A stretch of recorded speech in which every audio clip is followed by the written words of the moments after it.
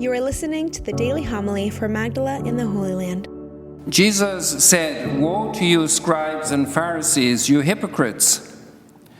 You are like whitewashed tombs, which appear beautiful on the outside, but inside are full of dead men's bones and every kind of filth.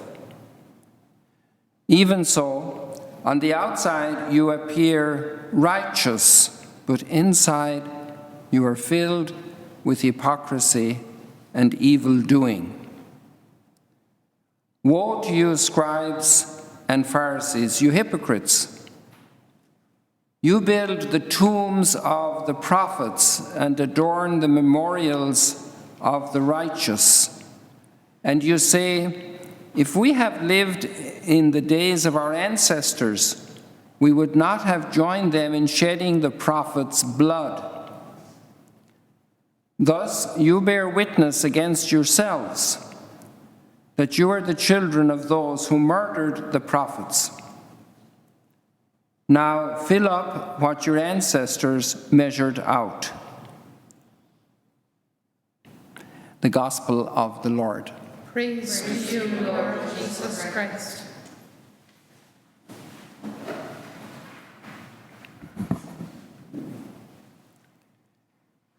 One grace that I often come back to thank God for in my own life is that I was raised on a farm. Because since we were very small, our help was actually needed. What could a 5-year-old boy do on a farm? Well, it was amazing. If my dad wanted to move the sheep and the lambs from one field to another, and I just stopped in a gap or at an intersection of the boreens, the sheep would go. I could move them along. They would, and I was helpful. And I was already learning to be a farmer. And then there were days of hard work later on, shearing sheep,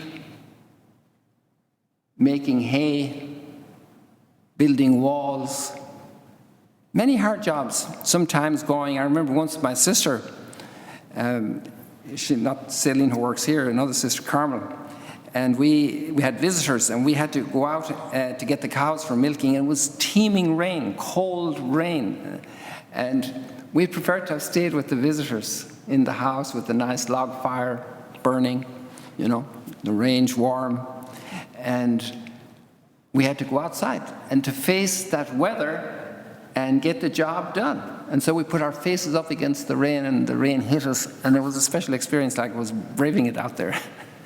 But all these experiences of gardening, of weeding, the work in the fields, responsibility for the animals, was a training in work.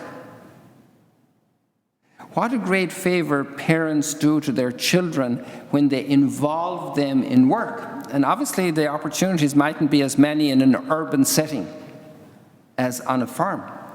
But even making a cake, everybody could help. Cleaning the dishes. So many tasks, and to have joy in the work. One of the things I learned from my dad was to look back on a day's work and have the satisfaction of seeing it done. And we learned that very early. It wasn't really a class of philosophy about work that was given in. It was just the practice of appreciating the work that was done, a wall well built, bushes well cut, place left tidy after the work, to grow up learning how to work. And when Paul says that he's obviously in an urban setting, in a port city, and maybe in a port city there's a lot of trade, and maybe some people can get by very easily and kind of ride the wagons and make their living on the work of others. But he says, he who does not work should not eat. It's a very strong proverbial line. But the will to work, the delight in working, the blessing that the commitment of work implies. And I think we can also thank our parents for the training we got in learning to work at study. And many parents do that. They help and motivate their children to acquire great habits of study, to be systematic and to learn to read, to write, to do all the exercises, to write the essays. It's hard work, but it creates a great development in the human being. And so this effort of Paul was amazing, how he actually spent a lot of energy making tents. That was his trade. He was a tent maker. And he wasn't a burden on the community. It's a great spirit to live like this, to be a contributor in the community.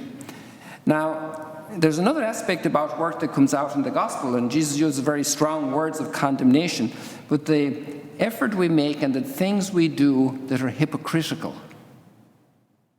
The work I described before and what Paul is describing is to really contribute to the community, and that in itself becomes a great building of one's own personality and person and virtue. But then many people work for an appearance, to be seen. It's not an interior satisfaction of the job done. It's not the service to the family, to the community. It's about looking good. And we're now in a culture that's also challenging in that way, because there's such an emphasis on likes and appreciation and confirmation of your worth from the outside that people tell you. And that's an area we have to watch, all of us, how we do things. And here we have the Pharisees being criticized for a lot of external practice, but not with their heart. St. Augustine was a very learned and industrious philosopher. He was one of the leading philosophers in the Roman Empire. But he was pursuing himself, because philosophers also can pursue truth. He was also looking for truth, it's clear, but he also admits that he was avoiding issues, avoiding also Christianity, because it was going to be a big commitment for his life. Our whole life is one. Body and soul are together.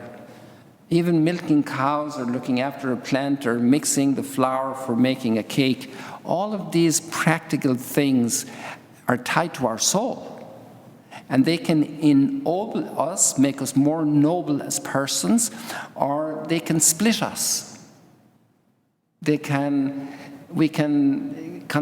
be enslaved, or we can be vain. We can look down on others. We can try to give impressions and get away with that. Then it's not a real life. It's a fake thing that's not tied to the deepest meaning of my life. Blessed are those who fear the Lord. That means the great respect before the Lord, the great respect for the talents he gives us, the great respect for the other person in need whom my talents can serve, can be a blessing for them. We're living in a real world that God created, a world of real goods, and we're endowed with great reason and compassion and sentiments and feelings and connections, and we can be pure blessing in the world. We're not here to get by. We're not here to survive. We're not here just to have a fun time. We're here to be people of love, living in our bodies and souls, serving and building up others. What a great way to live. What a solid way to live. Not appearances, real. It's hard, but it's holy. It's blessing. It's uplifting. It brings us the ultimate fulfillment. Like Augustine was saying, our heart is longing, and only God can fulfill it. Thank you for joining us today. If you want to learn more about Magdala, follow us on YouTube and on Facebook.